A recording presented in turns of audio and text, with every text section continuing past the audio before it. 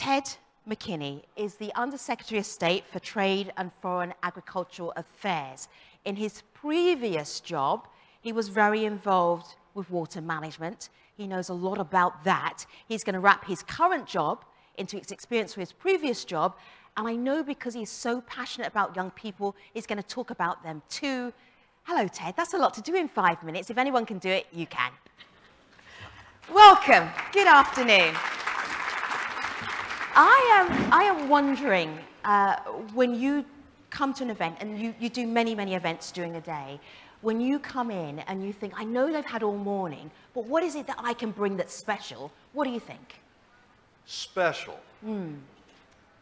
Well, I'd start by saying I grew up with agriculture. Right. And I have a twin brother who gives it to me very unvarnished, so I am current on technology. Okay. But I would say it's the chance to bring something to global agriculture through what we're doing with trade.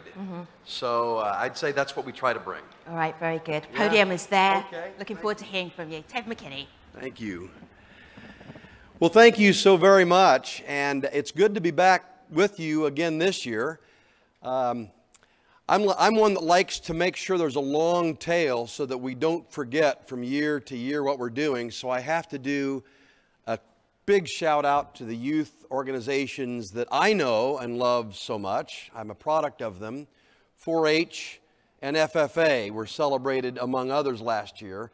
And I think there are similar organizations around the world, Ag Futures of America and so many others from countries that may not be familiar with those. And I just want to say that without our youth and the training of our youth in leadership, in technology, in production practices, we don't have near the future. So I'll just start and stop with that because I think your theme from last year absolutely carries into this year. Now you may wonder what, as an Undersecretary of Trade and Foreign Ag Affairs, doing speaking about water. There is a connection. One of the things I miss a great deal about the job I had as director of the Department of Agriculture in Indiana, and prior to that, working in the private sector, was a chance to really do a near full body immersion into soil and water management and technologies of all sorts. Some of it, of course, to get productivity of a soybean or a corn or wheat or whatever the crop might be. But it's also doing that in a manner that makes the best use of resources. And I think that's where we draw on the theme here. So one of the things that we had, the largest division we had in the Indiana Department of Agriculture was the Department of Conservation. And so we got to dive deeply into all the practices that were being established, whether it was terracing or trees and grass-lined creeks and waterways. And absolutely we were involved in amounts of nutrients that were going onto the soil, all about trying to keep it out of the water so we had a pure and consistent water supply, and I missed that. I missed that. So now I'm involved with taking the product that comes from that land and applying that so that people around the world have something to eat. So I think one of the things that drives me, and water and all the things that the Chicago Council works with, drives at how we address the 7 to the 9. It was 3 years ago I saw a Wall Street Journal article where there was a picture of a Filipino baby. And the Wall Street Journal said that was the 7 billionth person on the planet. I have no idea how the Wall Street Journal knew that was the 7 billionth person on the planet. I've never thought of the Wall Street Journal as fake news, so I just accepted it. But with certainty, we are all the countries represented in here, we are driving toward 9, and some people say more than 9 billion by 2050. And how we manage those resources and how we deliver on food from somebody's field or from their barns has a lot to do with what the Chicago Council is all about. And I, for one, am thrilled that you chose water quality. One of the most meaningful experiences that I had was when I was in Des Moines, Iowa for the World Food Prize. And that, I've been at several, but that was the year that Daniel Hillel won the World Food Prize based on his very wise, prescribed, and high-tech use of water in Israel and by extension around the world. It reminded me of my visits with Norman Borlaug, who I got to know through the private sector, and some of the things he was doing with dwarf varieties of plants.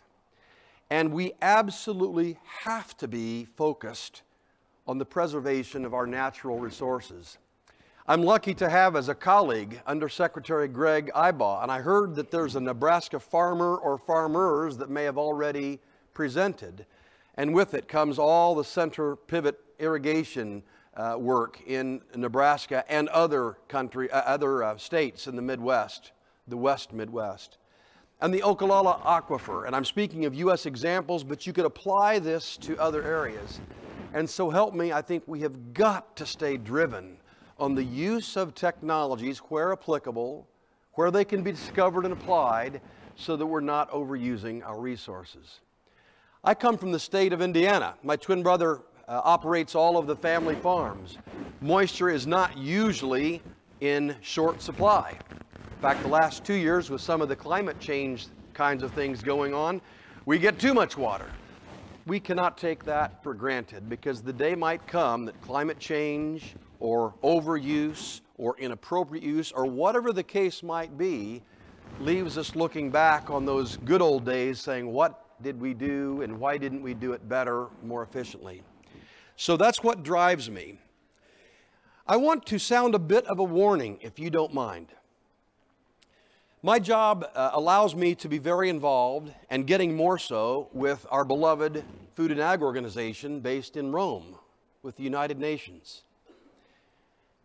It serves one of the most important purposes in life. It is perhaps one of the most important. It's going to address this gap between the 7 and the 9 billion. But as I continue to read all the things that coming out of FAO, I'm seeing technology used less and less and less. Now let me share with you, I am absolutely in no position, nor would I ever be, trying to dictate to a farmer, whether it's a he or a she, wherever they might be around the world, what they must or must not use. Not what I'm about. But if we stop educating about the values of technology as an option, something is going very, very wrong. And I, for one, I proudly came from the private sector, and I know some of them are here in the room today. I think there's absolutely a direct correlation between being able to be in that business for a profit, but also having a heart and a head for doing right by those less fortunate and lifting them up, whether it's new water technologies or new germplasm or biotechnology or the advent of gene editing. Oh my gosh, that's so exciting. So count me as bullish. Count me as a fan that's going to make sure that technology is never forced on anybody. Nobody ever forced our farm to accept a technology, but we must continue to show with test plots or universities, academia, whatever the institution might be, the values and the appropriateness and the returns that come with great technologies. And that absolutely applies to water. And that was the conversation that Daniel Hillel and I had. So, count us in. In the USDA, the Foreign Ag Service, you may be familiar with 2 or 3 of our prize programs. The McGovern-Dole program, which is all about feeding school children. And for those of you that are from Kansas, it's okay if you flip that, the Dole-McGovern. All the Kansas mafia here in Washington, D.C. makes sure I say that properly, but you get the picture. I got to participate in one of those programs in Guatemala. Oh my gosh, was that heart-wrenching. I learned from the principal that that might have been the only meal that those children would be receiving that day. So yes, I did add a little more rice to the plate when I was doing my job of putting it on the plate. Food for Progress is where we take U.S. commodities, we sell them in country, and the money stays to develop a co-op, develop new technologies, develop food chain. Yes, build and dig or create new water wells and all that goes with that. An outstanding program. And there are others like that. We're looking at new partnerships with USAID. We've been very respectful to say, we don't think USDA should be in the business of nation building, but if it has ag written on it, count us in.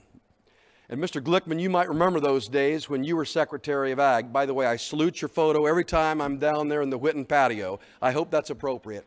So we've got to keep those kinds of things going.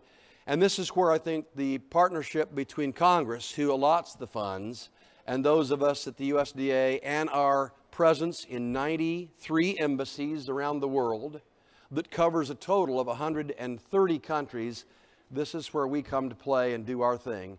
And yes, water quality, water efficiency, and new technologies is absolutely at the fore. Never, never to force on someone, but to make known and teach, much like I grew up with 4-H and FFA through an extension system that taught, that helped lead, but never forced. And I think that's where we've got to go. So I'll just close by saying I'm very grateful to the Chicago Council, who I got to know a few years ago in the private sector. Heidi, I was doing some of your role at that time, I think. And we have to bring great recognition to Ms. Cousins and my friend A.G. Kawamara for being the leaders of this project, and then Mr. Mark Rosegrant for being the principal author. This is the kind of thing that finds legs, finds ways to being communicated, distributed around the world, and maybe, just maybe, someone will read it, have a change of mind on things that they could do differently to preserve and enhance water quality, quantity, and use. So we're all in. Hope you all are, and I wish all of you the very, very best. Thank you for having me.